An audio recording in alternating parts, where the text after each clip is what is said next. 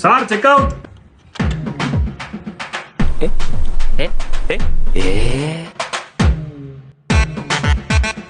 அதுக்குள்ள யாரு?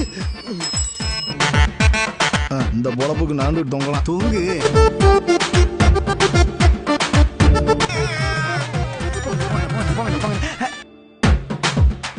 பார்க்காதே பார்க்காதே.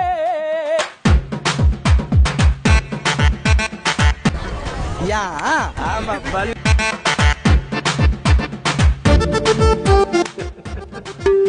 என்னடா நம்ம நல்லா க்ளீன் பண்ணுவீங்களா? கிளீனிங் சொல்லாதீங்க. வாயில் அடிக்க. தினம் அபிஷேகம் பண்ணுவியாப்பான்னு கேளுங்க.